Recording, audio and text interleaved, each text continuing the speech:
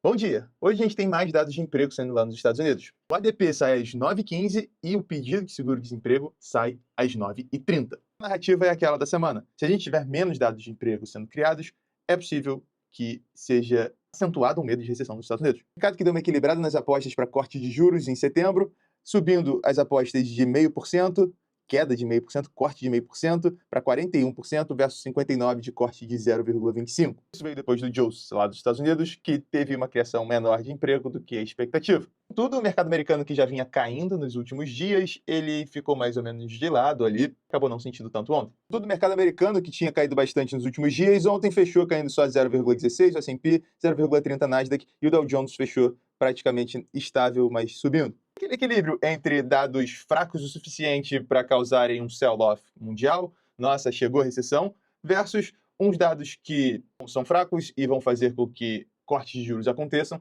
cortes de juros acontecendo, estimula a economia, enfim, está sendo bom para a bolsa. O famoso hard landing contra o soft landing que tem rolado nos últimos meses, né? No último ano, nos últimos anos. S&P que fechou caindo ontem, puxado um pouquinho aqui por NVIDIA, caindo mais quase 2%. A empresa vem enfrentando processos antitrust. Agora sobre esse aqui, S&P caindo, Nasdaq caindo e Dow Jones subindo. O Dow Jones não tendo NVIDIA, como eu mostrei ontem na sua composição. Agora olha que interessante esse gráfico aqui. Ele mostra a seasonality do Dow. Esse aqui é o Dow Jones contra o S&P 500. Aqui é a razão entre eles. Quando chega em setembro, o Dow Jones começa a subir muito versus o S&P. Isso com dados de 20 anos terminando em 2023, tá? Que pode reforçar aquele tema de rotação de ativos. Além dos dois dados de emprego que saem às 9h15 e 9h30, a gente tem às 10h45 e às 11 horas de dados de atividade. 10h45 PMI do S&P Global composto e 11 horas ISM de serviços. Lembrando que essa semana a gente teve PMI medido pelo ISM da indústria, que causou um grande mau humor no mercado. É importante a gente ficar ligado nesses dois dados de hoje. Mas provavelmente o que vai decidir o rumo do mercado no curto prazo vai ser o payroll que sai amanhã.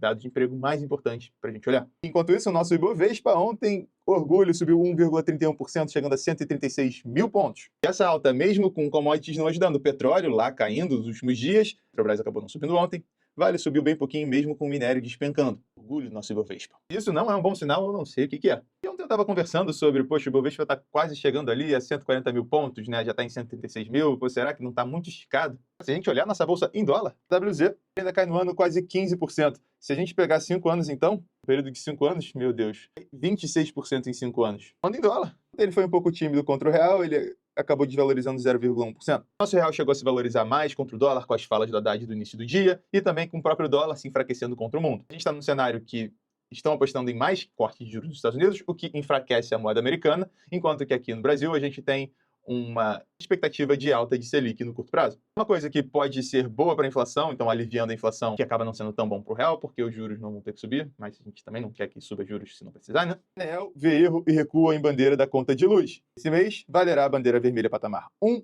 não mais a de patamar 2. Mas o que está mais pegando mesmo para o nosso real versus dólar continua sendo o fiscal, que tem muitas dúvidas no ar sobre o orçamento que foi apresentado na semana passada. Temos que lidar com isso. Agora vamos fechar aqui com o giro nas cotações do mundo. Futuros nos Estados Unidos estão de lado e mistos. S&P praticamente no 0 a 0, Nasdaq caindo um pouquinho, Dow Jones subindo um pouquinho. Europa, bolsas em leve queda. Minério de ferro cai mais 2%, chegando a $90. Barril Brent de petróleo tenta se estabilizar na casa dos 72, 73, quase chegando a $73. Lembrando que esse cara estava a 80 na semana passada. O dólar contra as principais moedas do mundo, o dólar DXY ainda opera aqui na casa dos $101, mesmo com dados econômicos fracos. O dólar contra as moedas emergentes opera misto, se valoriza um pouco mais contra o peso mexicano, 0,66%, o que pode não ser bom para a abertura aqui no Brasil. O Bitcoin permanece na casa dos $56 mil.